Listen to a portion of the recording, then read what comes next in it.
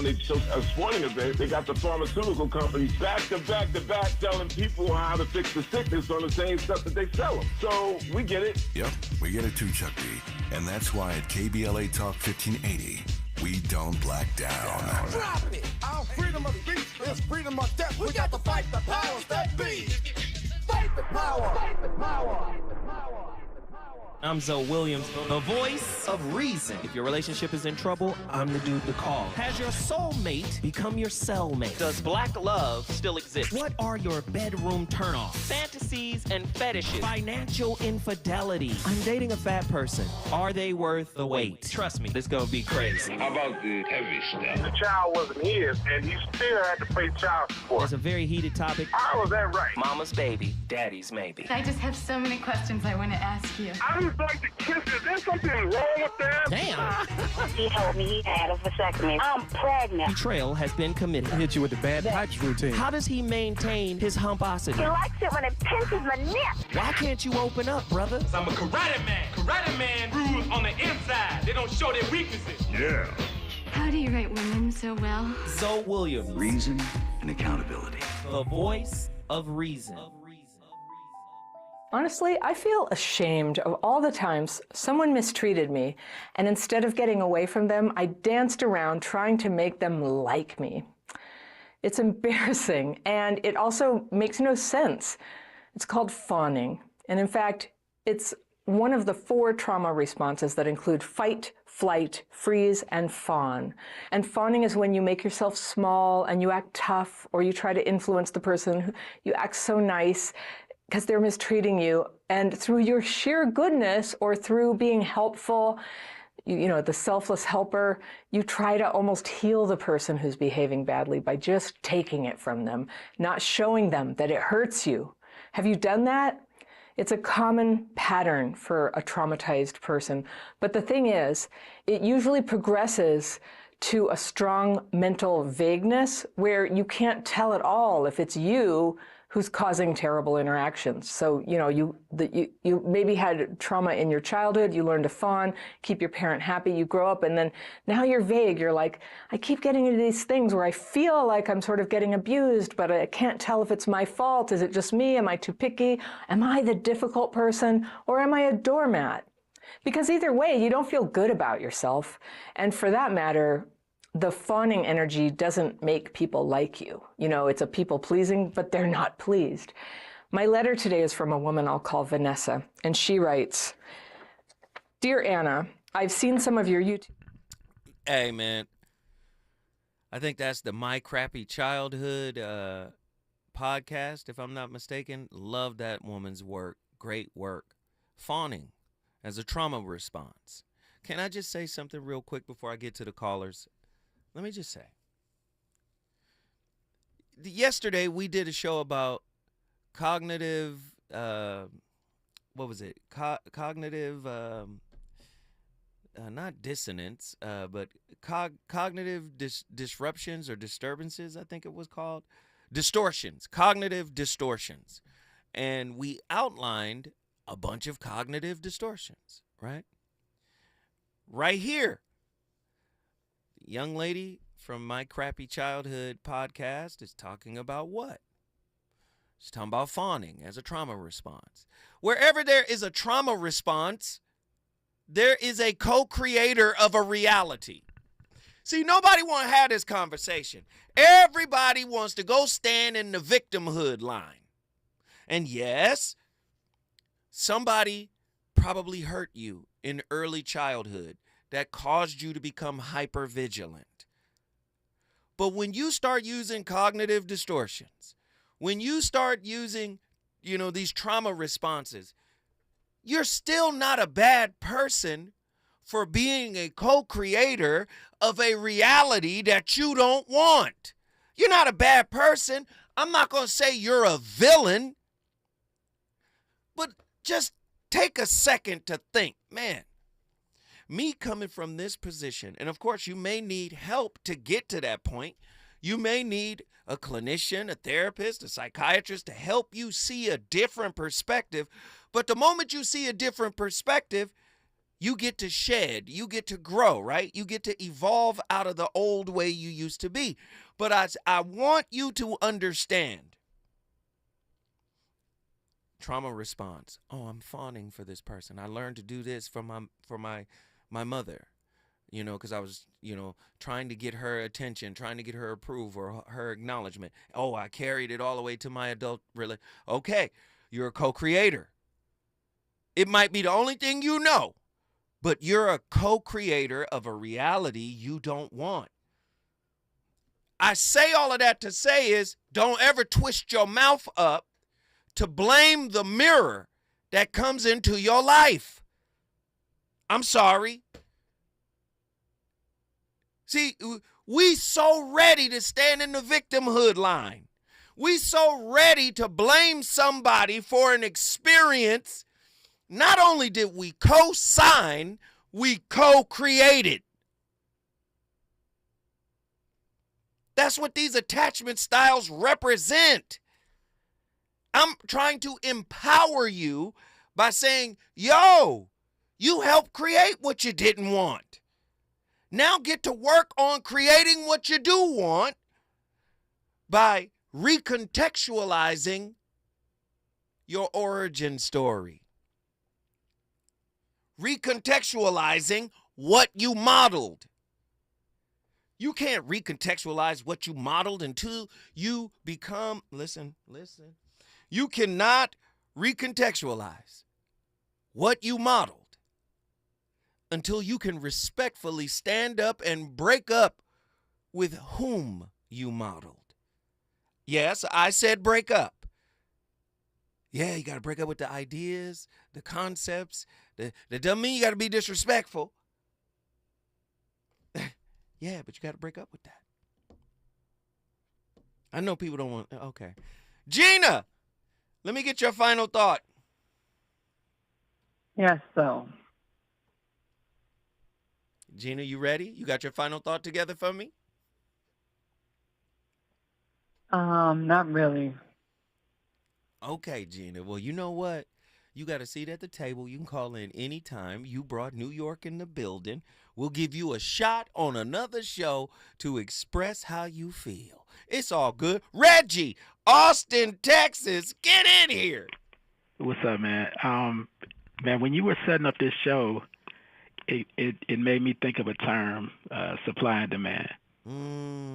And when the supply is very low, the demand is high. Ooh. When the supply is very high, the demand is low. Come on. That's just real. And so once you get what you want, your desire kind of diminishes. But it's like to the point of you getting what you want, your desire is very high. And when your desire is really high, you tend to overvalue things because you don't have them. Wow. And so you desire that loneliness is a really strange emotion. And nobody wants to admit that they're lonely. But I mean, that's the reality for a lot of people. You can be in a relationship and still be lonely. And so you're just without what you feel like you need, whether it's because you had this pretext of like, you have to have this perfect relationship or whatever, or you have to make a certain amount of money, or you have to have this, all the accoutrements of life or whatever, or it's something that all your friends have and you don't have. Whatever it is, you don't have it. And you're like, I wonder if I will have it. Ooh. And then you're like, well, when am I going to have it? Man, I remember I read this quote by Nelson Mandela. He said that you can't wish for something while secretly hoping that it will never come. Wait. Say it again and slow it down. Say it again and slow it down. You cannot wish for something while secretly hoping that it will never come. So when you honestly wish for something, you put your heart into it. Once you involve your heart with something, that kind of distorts everything. And it makes you over. Say more, please say more. Well, you put your heart into it because your logic isn't really fully thinking by itself. You put dreams into it, you put expectations into it, you put societal standards into it, you put all of these mores that have been heaped upon you and you go into your relationship with all this other stuff, and you're like, you kind of tired because you're carrying all this other stuff. And if you go into it with no emotions or no expectations, that takes the fun out of it. So you kind of need something to kind of get you through. Well, that goes to supply and demand. Your demand is really high because you don't have what you think you need from this relationship. And you wonder, like, if it's going to happen. You wonder when it's going to happen. And then you get to a certain age, you be like, man, I don't know if it's going to happen at all. Like, is it me? Is it what I, you know what I'm saying? You kind of ask yourself a bunch of questions except the right question. You never want to get to the bottom of, okay, I'm not just solely me in this thing. I have all these other mores. I have all these other thoughts. I have all these other expectations. And it's like I'm trying to get this stuff off of me, but it's not working. And, I mean, you can get, somebody to spend some time with, but you don't want that. You want somebody that's your half because you think you're not whole. It gets to the point. You don't understand. You cooking? Keep going. Bro, it gets to the point, man. You like, man, what am I doing? Like, what am I really doing? And but you're not being anything. You just doing a bunch of stuff. Right. You're not being anybody. Right. You're just doing a bunch of things. No. See, you're on to something. Mm-hmm. We such a wounded people, right? Yeah. We wounded. So because we wounded, we get busy being the three little pigs. Okay. We building boundaries. Yep. We're building walls. We come into the relationship firm in the knowledge of what we not gonna do. Right? Yep. Whatever I went through the last time, what we not gonna do this time. Do you understand what I'm saying? Yeah. Now watch me hit you with this. I tell people to read the Tao Te Ching, right? The Tao. Not Lao Tzu, but the Tao Te Ching. I tell people to read this book. The reason why I tell them to read this book, right? Bruce Lee, all kind of people were inspired by this particular piece of work. I want you to hear something. This is the one thing people who are wounded in the relationship can't do. Wounds keep you busy. Wounds keep you active. Whether a wound will keep you up at night, a wound will keep you trying to manage and micromanage another person, a wound will keep you writing all types of standards and principles and beliefs that you think apply to a wound will keep you busy. But I want you to hear something, and you tell me how this resonates in your spirit. This is from the Tao Te Ching. It says, do without doing.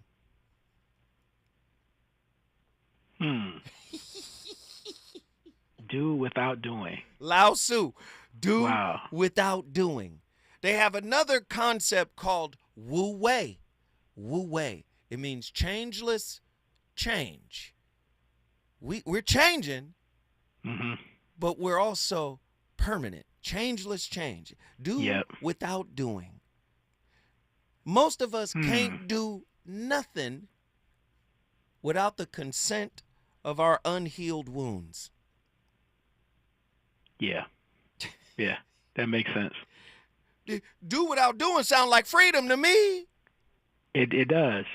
But with freedom comes responsibility. Look at that. Go ahead. You can't have freedom and do nothing with it. Your freedom presupposes that you're going to do something from that point. So what are you going to do for yourself? What are you going to do for the relationship? What are you going to do to make it what it needs to be? And I mean, nobody is the same day after day. You going somewhere, either you going up or you going down. Or could we say, how are you going to show up instead of saying, what are you going to do? Yep, that's good. How are you going to show up? Yes. That's fine. You see, because we got to get away from the doing. Because in the doing, The self-love deficient always doing. And doing sometimes, listen, not only are they doing, they're doing for others and not getting done back for them. They're not getting what they're giving. Yeah. Right? You know why? Because that self-love deficient piece, it all begins with attachment trauma. That's the root cause. In the beginning, childhood. Again, the trauma is responsible for causing a core shame. It is a distorted belief of being fundamentally bad or flawed. I suffer from this myself. Such toxic shame reduces a person to feeling only good when they take care of others while ignoring themselves. Do you see how I'm a overvalue the external while devaluing the internal. Which makes me self-love deficient. Man, that's okay. That's the tragedy.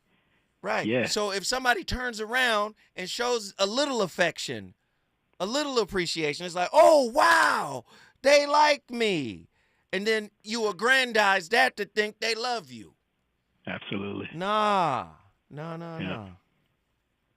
Wow. So listen to this: loving someone while being invisible to them creates pathological loneliness, deep, bone-aching emotional pain. This is the excruciating codependency, SLDD, addiction withdrawal, right? That reduces one to feeling invisible, worthless, and unlovable. That makes sense, because how can you be visible to your partner if you're invisible to yourself? Look at that. If you don't see a part of yourself and you're evading that. That makes a lot of sense. So what we doing? We running around, jumping through hoops. We the little monkey on the side of the street, dancing to the music. That's what we do in the relationship in order to not feel this pathological loneliness. Stay with me, Reggie. Don't go nowhere. When we come forward, we going back to Austin, Texas. We on fire tonight. Reasons. The reasons that we're here, the reasons that we fear, our feelings won't disappear. You're listening to the voice of reason with Zoe Williams on KBLA Talk 1580.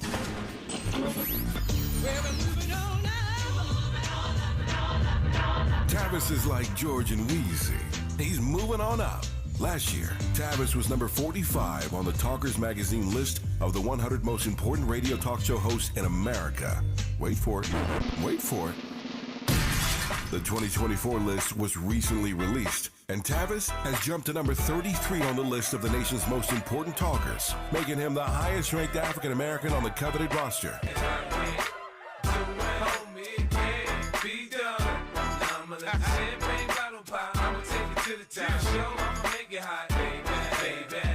Congratulations to Tavis Smiley from all of us at KBLA Talk 1580. We've got you black. Substance use disorder and addiction is so isolating. And so, as a Black woman in recovery, hope must be loud. It grows louder when you ask for help and you're vulnerable. It is the thread that lets you know that no matter what happens, you will be okay. When we learn the power of hope, recovery is possible. Find out how at startwithhope.com. Brought to you by the National Council for Mental Wellbeing, Shatterproof, and the Ad Council. If you say you care about the community, you have to also care about the climate. We're KBLA Talk 1580, and we've got your black. KBLA Talk 1580 invites you to join us and our climate justice campaign partner, LA City Council member Curran D. Price Jr., as we celebrate the grand unveiling of the South LA Greenway, Saturday, August 3rd, 10 a.m. to 2 p.m. at the Augustus Hawkins Nature Park, 5790 Compton Avenue in the city of Los Angeles. Join us for a green and healthy festival with free food, planting activities, tree adoptions, nature walking tours, Zumba, yoga, sound baths, and more. It's summer, time to get outside. We look forward to seeing you at the dedication of the South LA Greenway, Saturday, August 3rd, 10 a.m. to 2 p.m. at the Augustus Hawkins Nature Park, 5790 Compton Avenue in the city of Los Angeles. Caring about the climate, caring about the community, LA City Council member Curran D. Price Jr. and KBLA Talk 1580.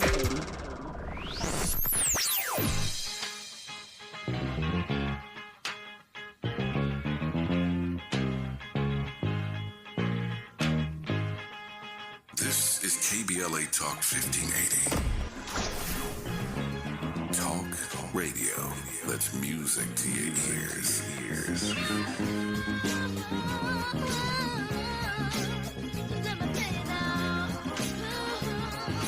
We're unapologetically progressive. KBLA Talk 1580.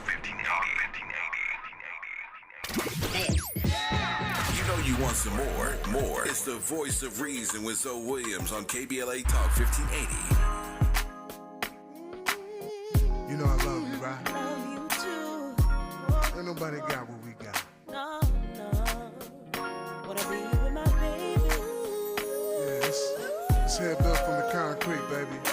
Don't get no better than this. Yeah. We've had some ups and downs, made a lot of bad mistakes, but we've always had some good times. And through it all, you held me down. Baby, you've always held it down. Oh yeah. There were times when I was afraid and wanted you to leave, but you stayed right here by my side. You never let me go. You always stayed around. That's right. You stayed around. And you've been so good to me. And it doesn't matter. I know whatever comes our way. You know, you and me, we gon' stay together. Baby, we've been through so much. Our love is so strong. You know, you and me, we gon' stay. Hey, let me just say this. For the record, Lettucey is one of the most talented singers in the history of black music. I got to say it. In the history of black music. Listen, man. Gosh, I wish Lettucey would have came out when I was at A&R at Maverick with Madonna. I would have scooped Lettucey up with the quickness. My goodness. Listen, her vocal range, the control she has over her instrument. Listen, and when I tell you she can sing with the giants. Name any sister giant that sang. Aretha, Shaka, Whitney, all the listen. Lettucey can sing with them, man. She ain't boy. Go ahead, Andy. Andy got to say something. Kiki Wyatt,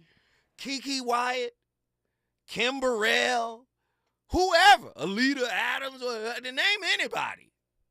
Name anybody. Lettucey can get on after them and keep the momentum going. So why isn't she popping like that? It's a conundrum. And I'm gonna get to Reggie in 2 seconds. It's a conundrum, and I'll tell you what the conundrum is. As an A&R, I'm gonna ascertain: can you write? Can you write records? And I'm gonna get her in the studio. Let's get some records. Let's make some records. You've been writing? Let's get in there. I'm gonna get the producers. I'm gonna get everybody around her. If those records she wrote aren't slappers, aren't hits, and you know hits are subjective, you know, the whole thing, right? You know, it's kind of like, especially when I was at A&R, like 95, 98, you know, is, you know, they're going to be like, well, let's get some writers around her. And when you get the writers around her, she's not going to get the bread she deserves. So I'm 100% with her writing her own material and having smaller hits. But think of it this way. What's the white girl everybody like that be singing? Everybody like her. She with Rich Paul. Adele. All the music industry did was give Adele black records to sing. Jill Scott could sing those records. Lettucey could sing those records, but that's a different kind of marketing and promotion package they want to, And no disrespect to any of those artists. I'm just saying Lettucey should be 1 trillion times larger than she is. She's one of the greatest voices I've ever heard in music. I'm just saying. All right, back to Reggie. Reggie, get back in here, brother. Man, as far as the last thought, as far as Lettucey, bro, a good friend of mine is a musical director, and he told me that she tried to be bigger, but she didn't get the push behind her from these record companies. And I know why. It goes back to your point. I mean, her look. That's what it is. She doesn't have the quote unquote look. That's what it is. And you have to be valuable to yourself, and that's what she did. She became valuable to herself, and she excelled in live performances. It goes to your topic that you have to be valuable to you. Yeah. And once you're valuable to yourself, your desire is going. The desire is going to diminish, regardless of your supply. 100%. Because you have your relationship with you. That's 100%. What it belongs to. Yeah. You know what I mean? Yeah. Hey, Reggie, guess what you just did, brother? Brought Austin in the building. You already know what it is, man. I love Reggie. Man, I appreciate y'all so much for being in here because you know what it is. Lao Tzu, Tao Te Ching, simplicity, patience, compassion. These 3 are your greatest treasures. Simple in actions and thoughts, you return to the source of being. Patient with your friends and enemies, you accord with the way things are. Compassionate toward yourself, you reconcile all beings in the world. If you are self-love deficient, introduce yourself to your inner source, and you'll see that you too are infinite. When we come forward, we're going to Houston, Texas. Girl, you know just what I like. What you do, it makes me lose my mind. I just wanna give to you, make love to you, take you with you on a rocket flight. Keep loving till we touch the sky. Till we touch the sky.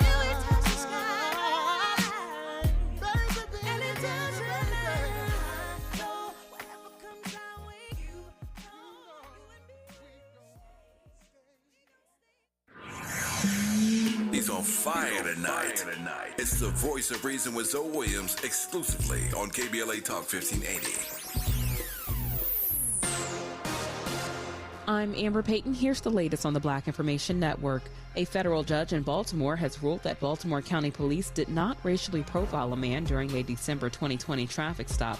Christopher Carey, who was black, had filed a lawsuit against police claiming officers racially profiled him, called for a K-9 unit to check his car for drugs, and violated his civil rights. In issuing the ruling, the judge said the officers' actions were reasonably related to issues regarding Carey's vehicle registration, and the searches were based on probable cause. One local chapter of the NAACP is pushing for statewide approval of AP African American Studies at Georgia high schools. Gwinnett School Superintendent Dr. Richard Woods is receiving backlash for not recommending the course for statewide approval. Representatives for the organization cited systemic racism as part of the reason AP African American Studies isn't already a staple in Georgia schools. That's the latest. I'm Amber Payton on your home for 24/7 News, the Black Information Network. Progressive makes bundling easy and affordable. Get a multi-policy discount by combining your car, home, motorcycle, commercial auto, and more. All your protection in one place. Bundle and save at progressive.com. Yeah, yo, come on. At KBLA Talk 1580, we fight the power every day. Yeah, Gotta give us what we want. Gotta give us what we need. Hey! I listen to KBLA and I love the commercials. I know what the commercials mean. I also, if I'm looking and trying to figure something out, I need something to talk to me that might hit me. And it happens on TV because, you know, every time they show a sporting event, they got the pharmaceutical companies back to back to back telling people how to fix the sickness on the same stuff that they sell them. So we get it. Yep, we get it too, Chuck D. And that's why at KBLA Talk 1580, we don't black down. Drop it! Our freedom of speech is freedom of death. We got to fight the powers that be. Fight the power! Fight the power! KBLA Talk 1580. We've got a lot to talk about. KBLA Talk 1580 believes in community empowerment through the arts. Tia Chucha Central Cultural is on a mission to transform community in the Northeast San Fernando Valley and beyond through ancestral knowledge, the arts, literacy, and creative engagement. The Northeast San Fernando Valley has a population of about 500,000, the size of the city of Oakland, yet it has no bookstores, art galleries, or full-fledged cultural spaces until Tia Chuchas opened its doors in 2001. Founded by renowned poet and activist Luis Rodriguez, Tia Chuchas Cultural Center provides a year-round free or low-cost arts and literacy bilingual intergenerational programming in mural painting, music, dance, writing, visual arts, healing art sessions, and healing talking circles. Activities also include Mexica, Aztec dance, indigenous cosmology, philosophy, and 2 weekly open mic nights, one in Spanish, the other in English. In addition, they host author readings, film screenings, and art exhibits. To express yourself, heal yourself, attend an event, or volunteer, please visit www.tiachucha.org. That's TIACHUCHA.org. This is a community call to action from KBLA Talk 1580. JP Morgan Chase is building on the investments in California and around the country to help close the racial wealth gap and build a more equitable future. As part of JP Morgan Chase commitment, they are taking action to help improve financial wealth and access to banking in the Black community, helping more people open low-cost checking and savings accounts, hosting community seminars with supporting Black-led institutions by building awareness about financial investments, hiring community managers, and opening community center branches like Crenshaw, Inglewood, and downtown LA. Visit today, jpmorganchase.com/racial equity. Again, jpmorganchase.com/racial equity. Get the tools to help reach your financial goals. Visit today, jpmorganchase.com/racial equity. Again, jpmorganchase.com/racial equity. KBLA Talk 1580. We've got a lot to talk about. KBLA Talk 1580, connecting you with services and solutions. Legal Aid Foundation of Los Angeles is a nonprofit law firm that protects and advances the rights of the most underserved, leveling the playing field and ensuring that everyone can have access to the justice system. Every year, LAFLA provides free, high-quality legal services to more than 100,000 people living in poverty across greater Los Angeles. Their unique combination of neighborhood offices, self-help centers at courthouses, and domestic violence clinics puts Legal Aid Foundation of Los Angeles on the front lines in vulnerable communities and at the forefront of change. LAFLA's expert team of attorneys, paralegals, and support staff works to provide direct representation, offer counsel and advice, provide referrals, and educate the community about their legal rights through workshops and seminars. With locations all over LA, you can access their services or volunteer to help no matter where you live. And if you have an urgent issue, call 213-235-0060. That's 213-235-0060. To get legal help, make a donation, or volunteer, visit LAFLA.org. LAFLA.org. This is a community call to action from KBLA Talk 1580. KBLA Talk 1580 invites you to join us for a book party celebrating The Covenant with Black America 20 years later. Almost 2 decades ago, the Covenant book, compiled and edited by Tavis Smiley, climbed to #1 on the New York Times bestsellers list and stayed there for weeks. The first book by a Black-owned publisher to achieve such a feat. The urgency of the issues that matter most to Black fellow citizens has only intensified, especially in this critical election year. On Wednesday evening, August 14th, 6 to 9 p.m., come meet Tavis Smiley alongside Covenant contributors including Cornel West, Connie Rice, Mark Ridley Thomas, Elisa Orduna, Tyrone Howard, and Melina Abdullah as they sign copies of The Covenant with Black America 20 years later. You can purchase your books on site and get them autographed. That's Wednesday evening, August 14th, 6 to 9 p.m. in the city of Los Angeles. Admission is free, but you must register at KBLA1580.com. At KBLA Talk 1580, we've got your black.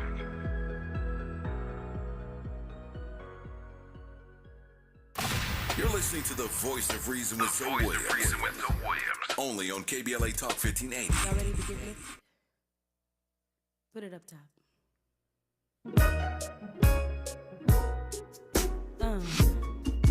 Yeah.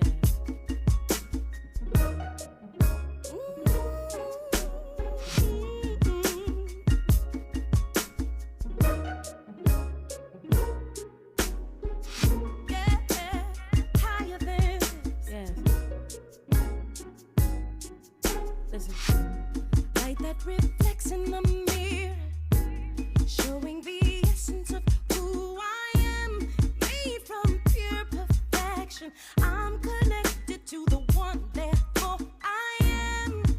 Ooh, one to rise above all the ugliness, evolve into a world of selflessness. I can see love and no love can be higher than this. What can be higher than this?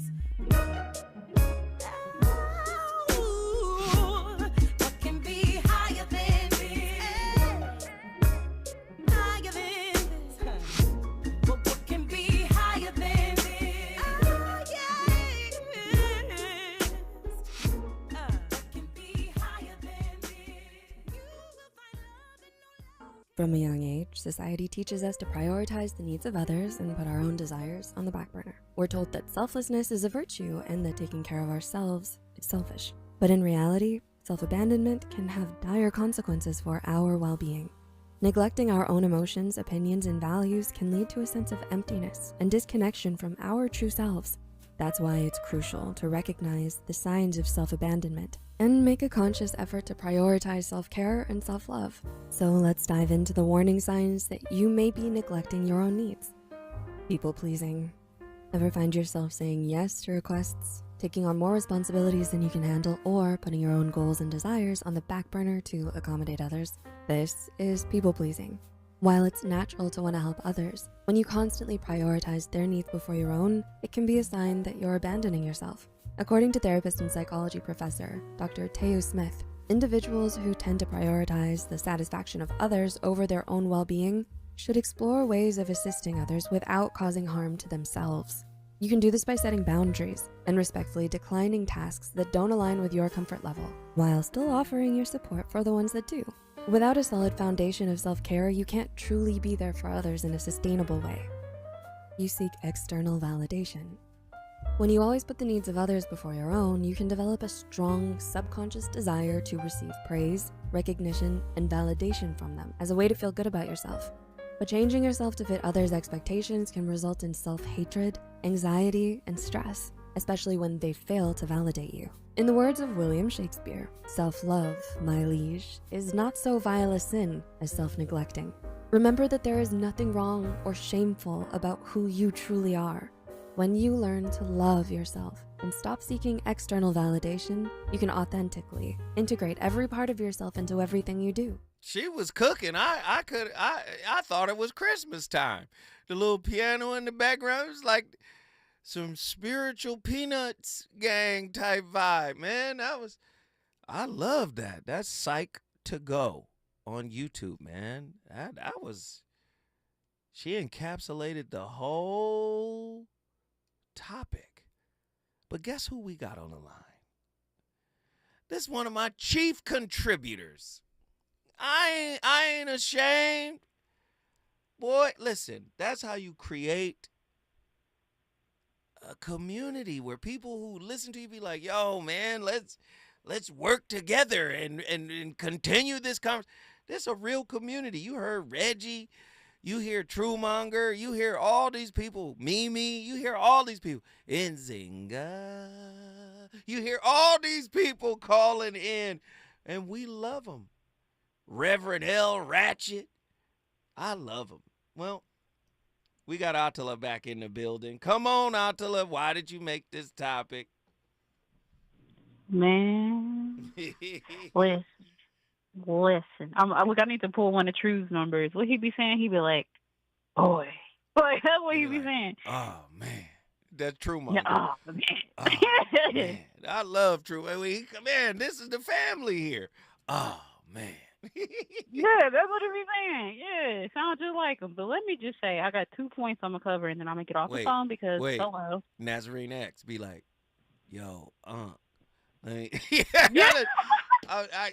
got all their voices. Go ahead. I'm sorry. That is so true. I almost cursed. I almost did. Let me calm down. I got excited. Nonetheless, 2 things. So I believe that we overgive. When I say we, obviously I'm including myself. Let me be more clear. I have overgiven to partners because I believe they represented the parents that underdelivered to me. That's number 1. Don't do that. I love y'all though. Parents, if y'all listen, I love y'all. But what I'm saying is the things that we're really looking for are the things that we were starved from. So that kind of leads to my next point. And I think the reason why we find ourselves in these deprived states in our relationships, especially when there's mismatches in values, kind of like what you were saying before about the whole housewives or whatever, blah, blah, blah. The reason why there's a mismatch in values is because your value system is built on your spiritual starvation or deprivation, however you want to look at it. Hold on.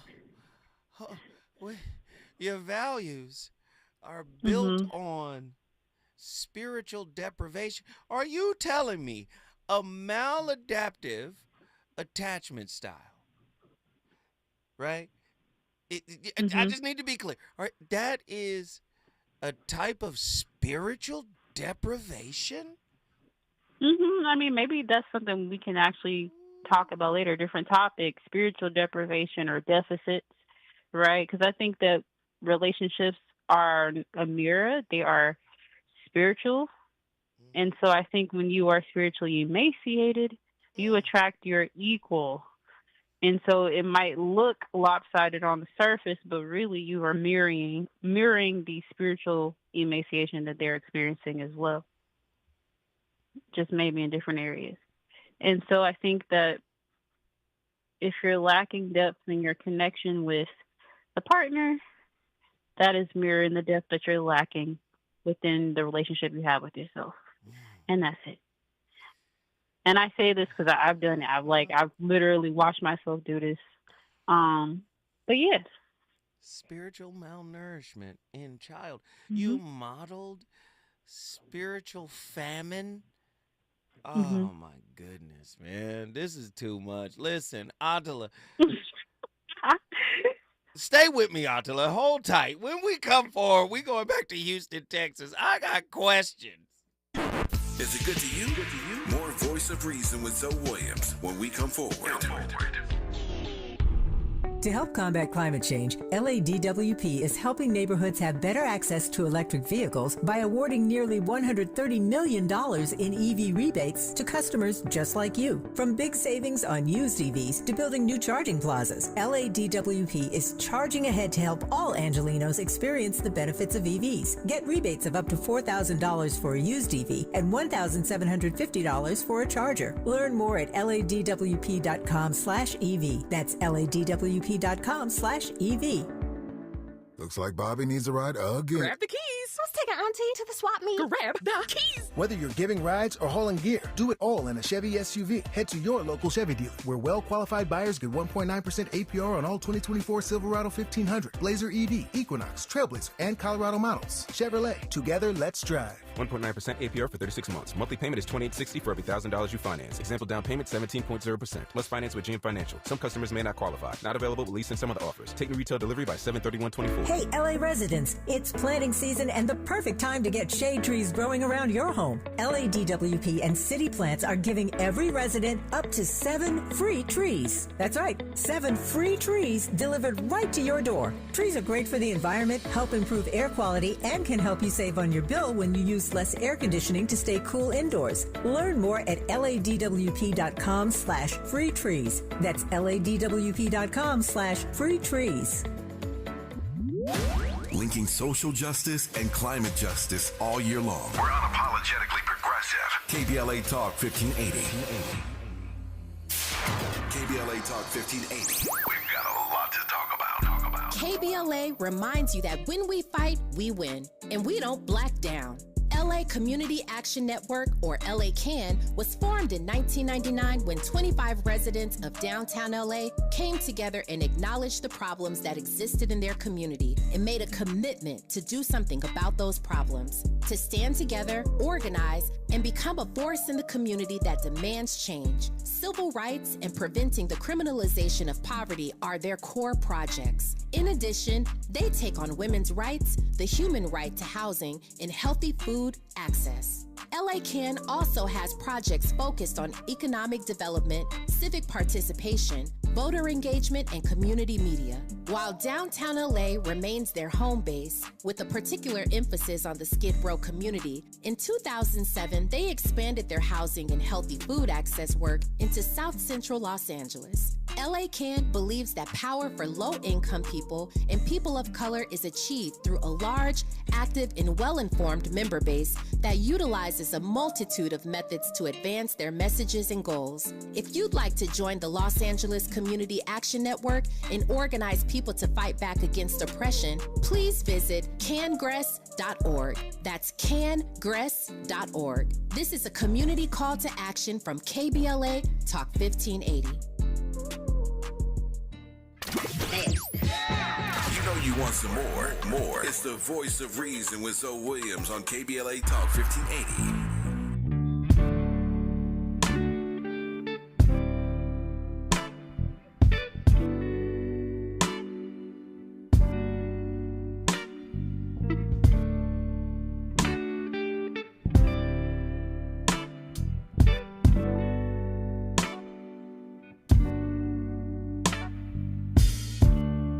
If God took me away today, I pray I did everything I could to honor you. And when I open my eyes, there's joy each day. What a blessing, I'm waking up next to you. Your kisses are a sweet surprise. Man. Still can't believe you're in my life. I love The impossible is Lettuce. possible because of you. Amazing sister, man. But let me get Attila back in here because Attila was cooking. What? Spiritual? Go ahead, Attila. Spiritual malnourishment? Yes, sir. Spiritual malnourishment. So, you think about if you're malnourished in the physical sense, your organs shut down, right? Mm-hmm. So I think that what we tend to see in our relationships is a shutdown of our relationships. It is the breakdown of our dynamics that we have with other people.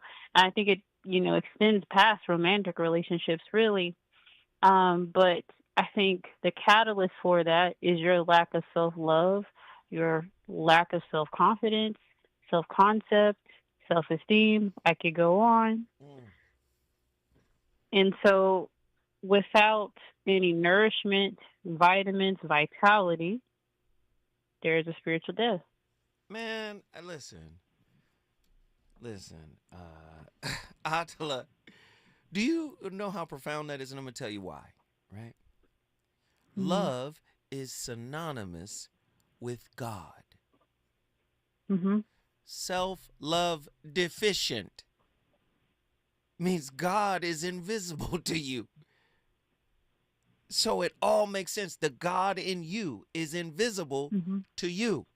You want to be seen externally, but you can't be seen internally because of whatever guilt or shame or apathy you may have towards yourself because you modeled some maladaptive attachment style. Do you see? So when you said spiritual malnourishment, self-love deficient, God is synonymous with love. If you can't find any redeeming qualities in you, that means you've lost sight of the spark of life within you. Listen, I want everybody to go to Self-Love Recovery Institute or selfloverecovery.com. This is Ross Rosenberg's page that really breaks down the different types of codependence. All right? Attila, I so appreciate you for calling in and giving us that good game, that wisdom. Thank you so much. Guess what you just did? I brought Houston in the building. Houston, Texas is in the building. We appreciate all our people for calling in. Look at this. Codependency or self-love deficit disorder, SLDD, is a problem of distribution of love, respect, and caring within close and or romantic relationships. Codependents give the preponderance of love, respect, and caring, LRC, with the hopes of having it reciprocated. They're making investments, relationship brokers. LRC, love, respect, and caring, so long as I get it back tenfold. They're not loving because they are loved. They're loving because they're making a down payment on receiving love. Codependency. Do you see that? All codependents believe that their narcissistic partner will realize their mistakes and finally give them the LRC, love, respect, and caring they want and need. It just never happens. Watch this. He has a breakdown here of different types of codependence. You got passive codependence.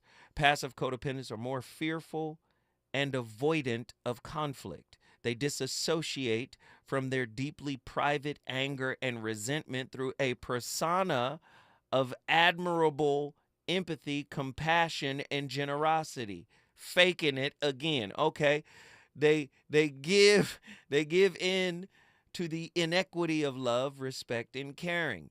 Such sacrificing martyrs never escape the below-the-surface burning rage. The attachment trauma experience taught them that there was no benefit in fighting back, or that doing so would result in a worse consequence. That's a passive codependent. Then you got an active codependent. They aggressively but futilely try to persuade, control, and manipulate narcissists into loving, respecting, and caring for them. You ain't gonna be able to force a narcissist. That's an active codependent. You gonna love me. That ain't gonna ever work. They delusionally believe such constant surveillance and counter-aggression is justifiable and effective. It ain't gonna work. You got cerebral codependence. Oh, Lord. They are the intellectual codependents. Me. That sounds like me off rip. Here we go. Cerebral codependents devour education and transformational experiences to overcome narcissistic abuse. Ding! They believe that the more information they know, they will be able to solve the problem. Ding, ding, ding, ding, ding. This form of disassociation will never resolve the trauma and core shame that is responsible for their suffering. Ding, ding, ding, ding, ding. Then you got the oblivious codependents. What in the world? I want y'all to go to self-love recovery. Self-love recovery. Selfloverecovery.com. Go to selfloverecovery.com. Let me just say this, man. Y'all know how I do, okay? Y'all know how I do. These are discussions that I believe are important to have, right? These are discussions that I believe we should not shy away from. I tell you this all the time. Relationships are not a game, even though we play games in relationships. Relationships are not a game. Now, what's important about the relationship more than anything else, it is the source of self-awareness, right? You have to learn how you show up. Many people think they don't have to do anything. They're good people. They're solid people. They come from good people. There's really nothing major they got to work on in their soul. And that's simply not true. There's no way you can incarnate on planet Earth without a full schedule of self-curriculum. And how you activate that self-curriculum is in the first relationship of your life. I should say the first external relationship of your life, the one with your caregiver, your primary caregiver. They teach you how to be. But they're teaching you how to be from a deficit within themselves. All of them. Everybody. Nobody escapes having issues. Nobody escapes being a work in progress. So you start at a deficit, or what is a perceived deficit, but it really isn't. It's you downloading your curriculum from your primary caregiver.